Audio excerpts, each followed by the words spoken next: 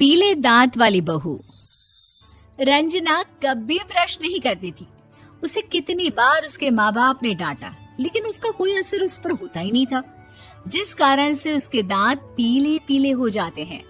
शादी के बाद। अरे बहू, वैसे तो तुझ में कोई कमी नहीं है, पर तेरे दांत इतने पीले कैसे हैं बेटा? कैसे मतलब? कोई सर्जरी थोड़ी ना कराइए। वो तो क्या नाम, मैं ब्रश नहीं करती थी तो पीले हो गए। अब क्या करूं? आप कहें तो लाल करवा लूं या फिर काले? यार ये क्या है, क्यों माँ से लड़ रही हो? लड़ रही हूँ? अरे मैं लड़ रही हूँ या ये बोल रही है कि दांत पीले हैं, पीले। अरे तपस्या थोड़ी ना की है इन्हें पीले करने के लिए। बकायदा ब्रश नहीं किया है 20 साल तक, तब जाकर। छी, कैसी बात कर रही हो? ये उस वक्त तो पीले नहीं थे जब हम लोग तुम्हें देखने आए थे। अरे तब साफ करवा लिया होगा डेंटिस्ट के पास जाकर। अब देखो कैसे पीले पीले लग रहे हैं। रंजना सास की तरफ गुस्से से देखती है। फिर शुरू हो गई पीले पीले पीले। अरे पीले तो तब भी थे जब मेरे हाथ का रसगुल्ला उड़ा उड़ा कर खा रही थी और बोल रही थी, लड़की नहीं गुणों का खजाना दे रहे भाई साहब आप।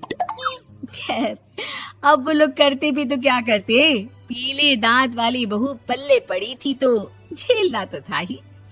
एक दिन कीर्तन में रंजना गाना गा रही थी। अरे कमला बहन, माँ का द्वार है, यहाँ तो सब शुद्ध होकर आते हैं, फिर अपनी बहू को ब्रश भी नहीं करवाती तुम।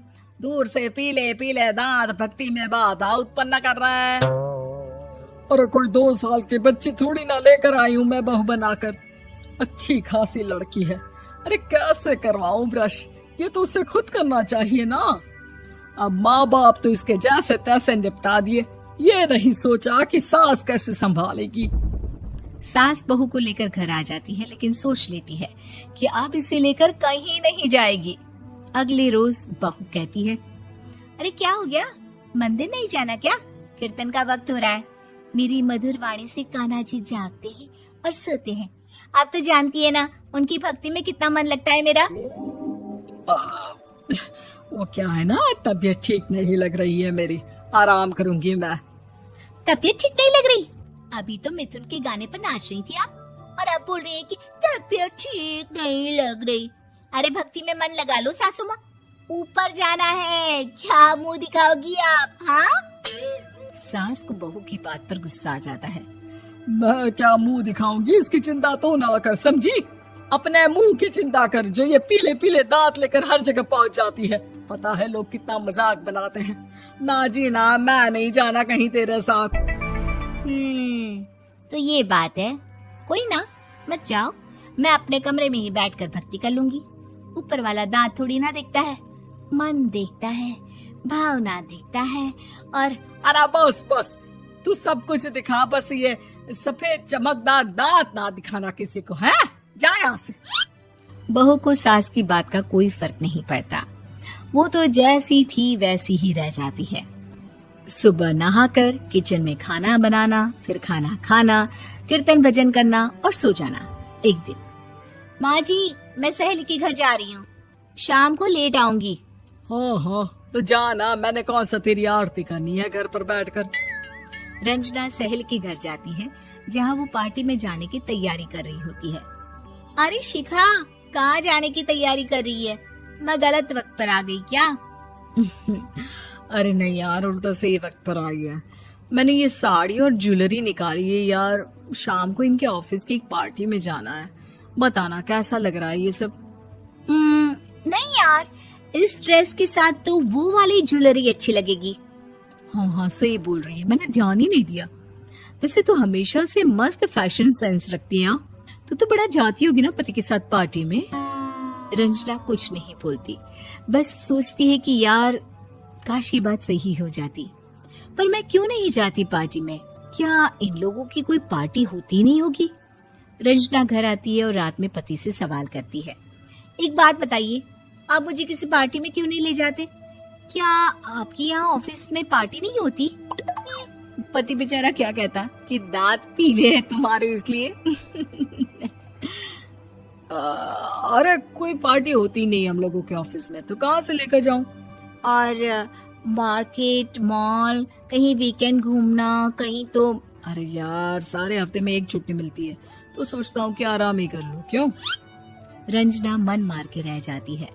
पहले कभी सास के साथ मंदिर जाया करती थी, लेकिन वो भी सास ने ले जाना बंद कर दिया। घर बैठी बैठी रंजना बोर हो जाती है। तभी उसे आइडिया आता है और वो मायके जाने का सोचती है। सासू माँ, 2 दिनों के लिए मम्मी के घर जा रही हूँ। अच्छा अच्छा, ठीक है, आराम से जा।